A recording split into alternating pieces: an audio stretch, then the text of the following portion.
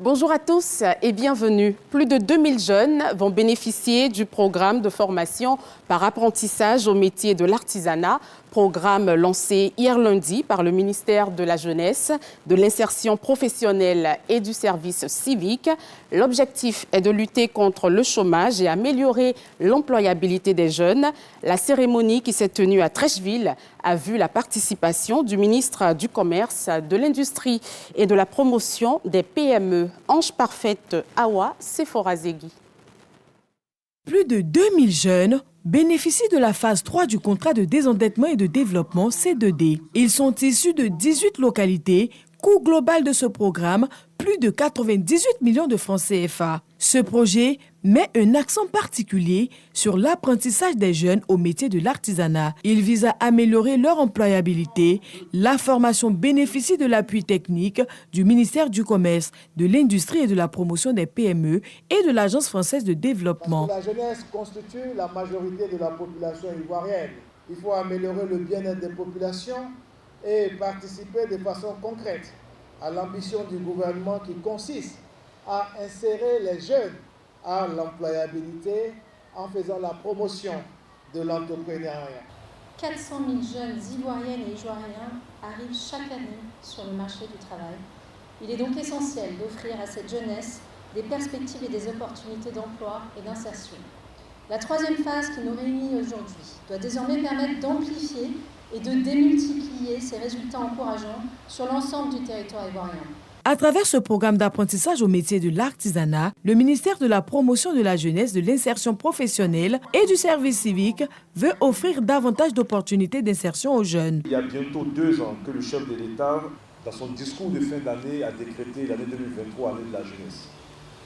Et la volonté s'est traduite par l'élaboration d'un programme spécial ambitieux dédié à la jeunesse, à savoir le programme Jeunes du gouvernement pour la période 2023-2025, en vue de leur assurer une bonne insertion professionnelle et leur garantir une meilleure condition de vie. Les bénéficiaires de ce programme n'ont pas manqué d'exprimer leur satisfaction. Je voudrais dire merci à l'État de Côte d'Ivoire en nous donnant cette seconde chance d'apprendre un métier pour nous prendre en charge dans la vie. Merci également au ministre Touré Mamadou qui plaide chaque jour pour nous, les jeunes, auprès du gouvernement. Durant 9 mois, ces jeunes seront formés dans 18 métiers de l'artisanat. Au total, 81 400 jeunes seront pris en charge sur la période 2023-2027. 5 élèves ont été honorés lors de la remise des 2e et 3e prix national d'excellence initiés par le président de la République. Ils ont été récompensés pour leurs résultats excellents. Un trophée, une attestation et un chèque. Voilà ce que chacun des lauréats a reçu hier lundi au cours d'une cérémonie. La ministre de l'Éducation nationale et de l'alphabétisation a exhorté les élèves à travailler davantage. Elle a également rendu hommage à tous les enseignants et acteurs du système éducatif ivoirien. On retrouve Sephorazegui. Élèves en classe de 6e, 3e et terminale, ils ont su se démarquer par la qualité de leur travail durant l'année scolaire écoulée. Ils ont été classés 2e et 3e prix national d'excellence 2024. Ces élèves ont su répondre à des critères stricts pour figurer parmi les meilleurs. Pour le CEP, avoir un total général pondéré supérieur à 153 points, 168, 170, ce qui équivaut à au moins 18 sur 20 de moyenne. Pour le BEPC, avoir la mention très bien, avoir une moyenne nationale supérieure ou égale à 16 sur 20, avoir une note de conduite supérieure ou égale à 14 sur 20. Ces lauréats, fiers de leur accomplissement, rappellent que derrière chaque succès, il y a de la discipline, du travail et un soutien indéfectible. L'institution de ce prix promeut des valeurs au sein de la jeunesse et favorise l'éclosion des talents. Nous voudrions aussi remercier nos encadreurs et nos formateurs qui nous ont accompagnés au cours de l'effort pour que nous soyons forts. Ce couronnement est votre. Dans son discours, Mariatou Kone exprime sa fierté envers ses jeunes talents. Elle encourage tous les autres élèves à suivre l'exemple de ses lauréats afin de bâtir un avenir solide et prometteur. Célébrer l'excellence contribue à promouvoir et à valoriser le goût du travail, la persistance dans l'effort et le mérite chez les apprenants. À travers des élèves modèles, c'est une invitation à lutter contre certains fléaux qui minent l'école ivoirienne, fléaux qui sont susceptibles d'agir négativement sur la réussite des enfants, entre autres la tricherie et la fraude.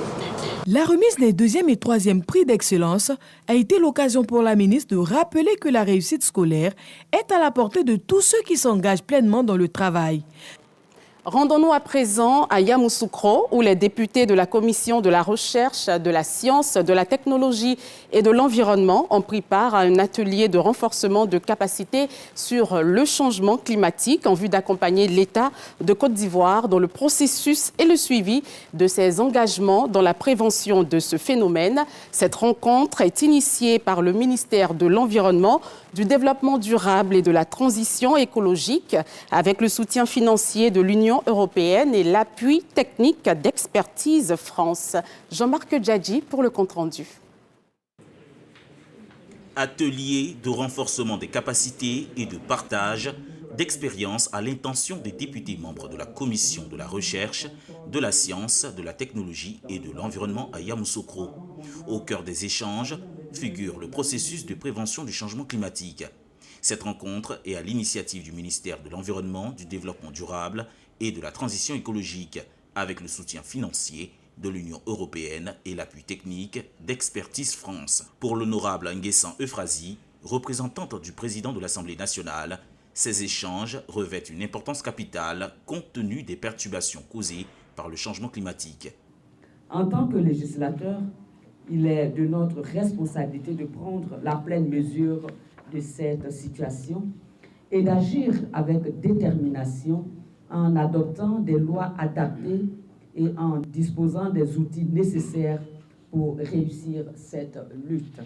Pour sa part, Gando Koulibaly, préfet de région et préfet du département de Yamoussoukro, représentant le ministre de l'Environnement, souligne l'engagement du gouvernement dans la lutte contre les défis environnementaux.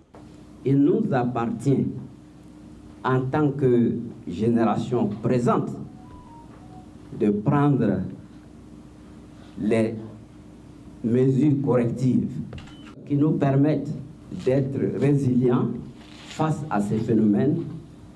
En plus de Yamoussoukro, ces réflexions ont été initiées dans d'autres localités, notamment le district autonome d'Abidjan, ainsi que dans les régions de la Nawa, du Béké et de San Pedro, témoignant ainsi d'une démarche inclusive et décentralisée.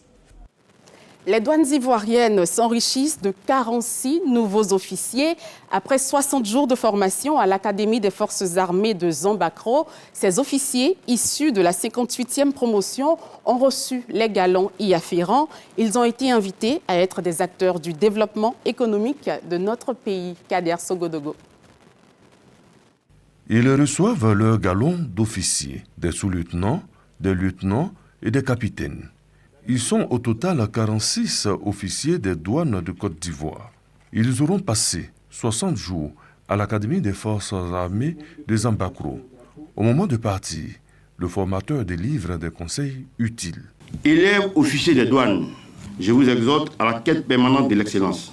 Soyez des hommes et des femmes de devoir, d'honneur et de loyauté. N'oubliez pas non plus que la compétence est l'un des piliers de l'autorité. Ces officiers des douanes sont de la 58e promotion. La marraine est Salamata Traoré, directrice générale honoraire de l'École nationale d'administration, ENA. Vous devez constituer le maillon essentiel de la protection des intérêts du trésor public, aussi le fer de lance pour le recouvrement de la fiscalité de porte. Dapier, directeur général des douanes, invite ses nouveaux collaborateurs au sens élevé de la responsabilité pour bâtir une Côte d'Ivoire économiquement forte. Vous devez surtout vous adapter aux nouveaux défis liés à la modernisation de l'administration. Désormais, vous intégrez une administration prestigieuse.